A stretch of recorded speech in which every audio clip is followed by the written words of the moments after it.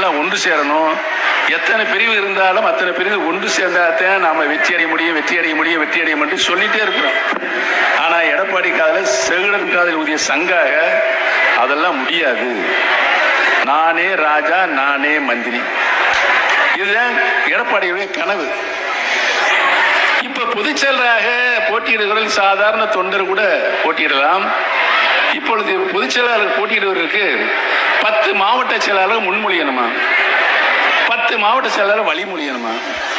போட்டியிடுகிறவர் தலைமை கழகத்தில் பதவிக்கு, சென்னையில் இருக்க தலைமை கழகத்தில் பதவிக்கு 5 வருடம் தலைமை கழக பதவிகளில் செயலாளராக இருக்கிறோமா? எப்படி இருக்கு வேடிக்கை பாருங்க. சாதாரண தொண்டன் கூட பொதுச் செயலாளர் பதவிக்கு போட்டியிடுகிற நிலையை எடுத்துவிட்டு 10 மாவட்ட செயலர் முன்மொழின்னு 10 மாவட்ட செயலர் வழிமொழியணும்னா 5 வருஷம் தலைமை கழகத்தினுடைய தலைமை பொறுப்பில் இருக்கணும்னா யார் போட்டியிட முடியும்? யார் போட்டியிட முடியும்? தங்கமணி, வேலுமணி, வீரமணி போன்ற இந்த மணிகள் தான் போட்டியிட முடியும். ஏன்னா அவங்க தான் குமிச்சு வச்சிருக்காங்க. என்னத்த அப்படி சொல்லுங்க ஐயா, கரெக்டாக சொல்றார். ஆனால் நாங்கள் இப்பொழுது நடத்தி கொண்டிருக்கின்ற, நாம் அனைவரும் இப்பொழுது நடத்தி கொண்டிருக்கின்ற இந்த மீட்பு போர், தர்ம யுத்தம் உறுதியாக வெற்றி பெறும். எடப்பாடி பழனிசாமி அவராகவே பொதுச் செயலாளர் ராஜினாமா செய்துவிட்டு வீட்டுக்கு போக வேண்டும். இல்லை என்றால் இந்த தொண்டர் படை அவரை வீட்டுக்கு அனுப்பும் என்பதை நான் இந்த நல்லெண்ணத்தை தெரிவித்துக் கொள்ள கடமைப்பட்டிருக்கிறேன். அவரு கேட்டார், 2016 நடைபெற்ற சட்டமன்ற பொதுத் தேர்தலில் கழகம் வெற்றி வருவதற்கு யார் காரணம்? இதேதான் டாக்டர் புரட்சி தலைவி அம்மா தான் காரணம். மாண்புமிகு அம்மா அவர்கள் தன்னுடைய உடல்நிலையை கூட பாராமல் தமிழ்நாடு முழுவதும் சுற்றுப்பயணம் செய்து ஆண்டகட்சி மீண்டும் ஆளுகின்ற உரிமையை 32 ஆண்டுகளுக்கு பின்னால் மாண்புமிகு அம்மா அவர்கள் நமக்காக பெற்று தந்தார்கள். 2017 மாண்புமிகு அம்மார் காலமானார்கள். நாம் எல்லாம் மாண்புமிகு அம்மா அவர்களை இழந்து இன்றைக்கு தவித்துக் கொண்டிருக்கிறோம். அதற்கு பின்னாலே சந்தர்ப்பத்தால் எடப்பாடி பழனிசாமி முதலமைச்சராகிட்டார். ஆன முதலமைச்சருமே ஒழுங்கா நாட்டை வழி நடத்தணும், நல்ல பல திட்டங்களை கொண்டு வரணும். சும்மா அடிக்கடி கூட்டத்தை போட்டாரு. தேர்தல் நெருங்க 2001 தேர்தல் நெருங்கிறது தன்னுடைய சுய புத்தியை காண்பிக்க ஆரம்பித்தார். கழகத்தில் ஒத்த பதவியே வேணும். முன்பு முதல் தர்ம யுத்தம் நடந்து முடிந்த பிறகு கழகம் காப்பாற்றப்பட வேண்டும், ஆட்சியும் காப்பாற்றப்பட வேண்டியதை இணைந்தோம். கட்சியை ஒருங்கிணைப்பாளராகிய, ஏனென்றால் புரட்சி தலைவி அம்மா அவர்கள் தான் நிரந்தர பொதுச்செயலாளர் பொதுக்குழுவிலே வைத்து தீர்மானம் போட்டு உச்சபட்ச மரியாதையை மாண்புமிகு அம்மாவுக்கு நாம் வழங்கினோம். பொதுக்குழுல தீர்மானமாக போட்டு இவங்க என்ன செஞ்சா இப்ப பொதுச்செயலாளர் ரத்து பண்ணிட்டாங்களாம். ஏப்பா, பழனிசாமியோட இருக்கிற மூத்த முன்னோடின்னு சொல்லி இருக்கின்ற பெரியவர்களை எப்படி புரட்சி தலைவி மாண்புமிகு அம்மாவோடு தான் நாம் அன்போடு வாஞ்சையோடு நிரந்தர பொதுச் செயலாளர் என்று நாம் உச்சபட்ச மரியாதையை அன்பாக தெரிவித்தோமோ, தீர்மானம் மூலமாகமோ, அதை ரத்து செய்வதற்கு உங்களுக்கு எப்படி மனம் வந்தது? எப்படி மனம் வந்தது? ரத்து பண்ணிட்டு அடுத்து என்ன கொண்டு வர்றாரு? அவரை மகனை சொல்லிட்டார் பொதுச் செயலாளர். அவரை மகனை சொல்லி பொதுச் செயலாளர் ரைட்டு. இந்த ஒருங்கிணைப்பாளர், இணை ஒருங்கிணைப்பாளர் பதவி எதற்கு ஏற்படுத்தப்பட்டது? கழகத்தில் அம்மாவுக்கு நிரந்தர பொதுச் செயலாளர் அந்த பதவி அவருக்கு மட்டுமே உரியது என்பதை வைத்துத்தான் ஒருங்கிணைப்பாளர், இணை ஒருங்கிணைப்பாளர் பதவி உருவாக்கப்பட்டது. நான் ஒருங்கிணைப்பாளராக திரு எடப்பாடி பழனிசாமி இணை ஒருங்கிணைப்பாளராக. தேர்தலும் நடந்தது.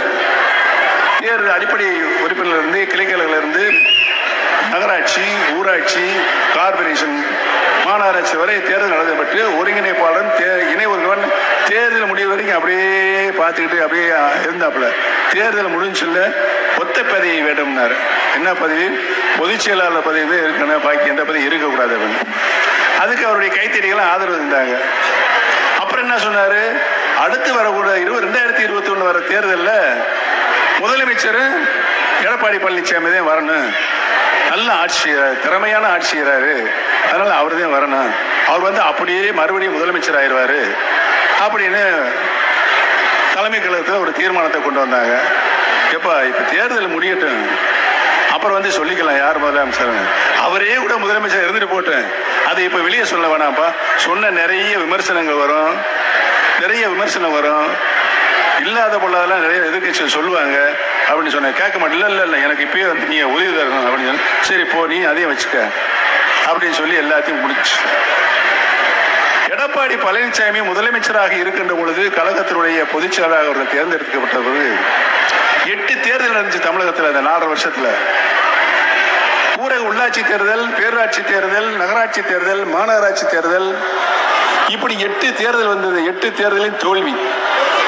சட்டமன்ற தேர்தல், இந்த சட்டமன்ற தேர்தல் 2016 மாண்புமிகு அம்மா அமைத்து தந்த ஆட்சியை பறிவு கொடுத்த பாவாவி திரு எடப்பாடி பழனிசாமி.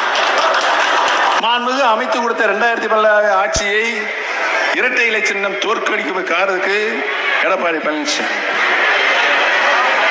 ஈரோடு 9வதாக ஈரோடு சட்டமன்ற கிழக்கு தேர்தல் வந்துச்சுங்க. அந்த கிழக்கு தேர்தலில் நாங்கள் வந்து தனி வேட்பாளர் போட்டேன். நான் எங்களுடைய இந்த மீட்பு குழு, அமமுக பொதுச் செயலாளர் தினகரன் தனி வேட்பாளர் போட்டார். தமிழ் மாநில பாரதிய ஜனதா கட்சி தலைவர் எங்கெல்லாம் சந்திச்சு திமுக தான் நம்மளுக்கு எதிரி, நீங்களாம் வாபஸ் வாங்கினது அப்படி சொன்னார். சரிங்க அப்படின்னு ரெட்டலையும் அவர் கொடுத்தாச்சு. யாருக்கு? தற்காலிக தீர்ப்பாக ரெட்டலை பழனிசாமி கொடுக்கப்பட்டது. தீர்ப்பும் சாதகமாக வழங்கப்பட்டது. இவ்வளவு வழங்கப்பட்டது பின்னால ஈரோடு மாவட்டத்தில் அம்மா தன்னந்தனியாக சேவல் சின்னத்தில் நிற்கும் போது கூட 1989 5 சட்டமன்ற உறுப்பினர்கள் பெற்று தந்த மாவட்டம் ஈரோடு மாவட்டம். அந்த ஈரோடு மாவட்டத்தில் சட்டமன்ற கிழக்கு தொகுதி இடைத்தேர்தல்.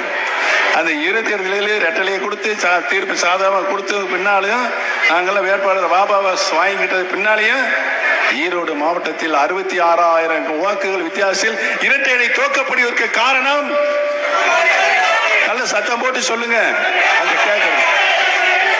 இவ்வளவு தோல்விகளையும் கொண்டு வந்து அதிமுகவுக்கு பலவீனப்படுத்தியது திரு எடப்பாடி பழனிசாமி.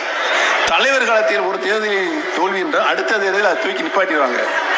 அம்மா காலத்திலும் சில தோல்விகள் சந்தர்ப்பத்தால் ஏற்பட்டால் அடுத்த தேர்தலில் தூக்கி நிப்பாட்டுவாங்க. இதுதான் அதிமுக வரலாறு, 50 ஆண்டு கால வரலாறு. ஆனால் 9 தேர்தலிலும் நீ தோல்வியடைந்து அதிமுகவை மறுபடியும் கொண்டு போய் நிலைநிறுத்துகின்ற பொறுப்பு சக்தி உனக்கு இல்ல தம்பி, இல்ல. நல்லா புரிஞ்சுக்க. மக்களுடைய மனநிலையிலிருந்து ஆட்சி செய்யல, தொண்டருடைய மனநிலையிலிருந்து ஆட்சி செய்யல, புரட்சி தலைவர் கொண்டு வந்த சட்ட விதியை மதிக்கல. மாண்புமிகு அம்மா அவர்கள் இப்ப எப்படி கட்சி நடத்தினாரு? அண்ணா சகோதர பாசத்தோடு நடத்தினார். தலைவர் அன்பான தலைவராக, பாசம் கூட்டுகிற தலைவராக வளர்த்தார். நம்மளை அம்மா அவர்கள் தாய் பாசத்தோடு வளர்த்தார்கள்.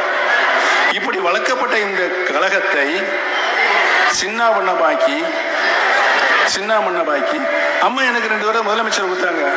கேட்டாங்க, கேட்கல, நானா கொடுத்துட்டேன். சின்னம்மா ஒரு தடவை முதலமைச்சர் ஆக்குனாங்க. அவரை முதலமைச்சர் ஆக்குனாங்க. என்ன நடந்தது? முதலமைச்சர் தந்த பதவி தந்த சின்னம்மா அவர்களே என்ன கொச்சைப்படுத்தி என்ன பேசுனாங்க? நான் சொல்லக்கூடாது. அதை என்ன பேசினாங்க சொல்லு தம்பி, யாரா ஒருத்தர் சொல்லு. இல்ல பதவி முதலமைச்சர் பதவி சின்னம்மை அவர் என்ன சொன்னார் சொல்லலாமா? அந்த பதவி நீ எப்படி வாங்கின? அவரே ஒத்துக்கிட்டாரு. இப்ப தவழ்ந்து போய் நான் பதவியை பெற்றேன் அவரே ஒத்துக்கிட்டாரு. ஒப்புதல் வாக்குமூலம். நல்ல மனுஷன் இருந்தாலும், நல்ல மனுஷன். ஒப்புதல் வாக்குமூலம் அவரே சொல்றாரு. உன்னால சொல்ல முடியாத தைரியமாக நான் கட்சிக்கு உழைத்தேன், தியாகம் செய்தேன், அதனால் இந்த பதவியை பெற்றேன், தலைமை என் மீது நம்பிக்கை உண்டது, இந்த பதவியை பெற்றேன் என்று சொல்ல முடியல உன்னால. தவழ்ந்து வந்து பதவியை பெற்றேன்னு சொல்லிட்டு அந்த அம்மா யாரையும் வந்து ஒரு ஆம்பளை கூட தொட்டது இல்லைங்க. சின்னம்மா தட்டி கொடுத்து, முதுகுல தட்டி கொடுத்து அந்த பதவியை தாம்பளை தட்டை வச்சு வழங்கினாங்க. நீ கஷ்டப்பட்டு தேர்தல் பிரச்சாரத்துக்கு போனியா? இல்லை. தியாகம் பண்ணி அந்த கட்சிக்கு இல்லை. அம்மாவோட தலைமை பொறுப்புல இருந்து பணியாற்றனே இல்லை. இப்படிப்பட்ட ஒரு ஆள் இன்றைக்கு தொண்டர்களின் உரிமை, நாளைக்கு இங்கே உட்கார்ந்து இருப்பவர்கள் இந்த முன்வரிசையில் உட்கார்கிற வாய்ப்பு இருக்கின்ற சூழ்நிலையை சட்ட விதியை புரட்சி தலைவராக உருவாக்கினார்கள். மாண்பு அம்மாவும் அதை காப்பாற்றினார். 50 ஆண்டு காலம் இருவரும் தலைவர்களும் கட்டி காப்பாற்றி அந்த சட்ட விதியை இன்றைக்கு காற்றிலே பறக்க விட்டு எல்லாமும் நானே தான் என்று சொல்லிக் கொண்டு திரிகிற ஒரு தலைமை நம்மளுக்கு தேவையா? அபகரிப்பு செய்யப்பட்ட அந்த உரிமையை தொண்டர்களுக்கு பெற்றுத் தருகிற போர்தான், தர்ம யுத்தம் தான் இப்பொழுது இங்கே நடைபெற்றுக் கொண்டிருக்கிறது.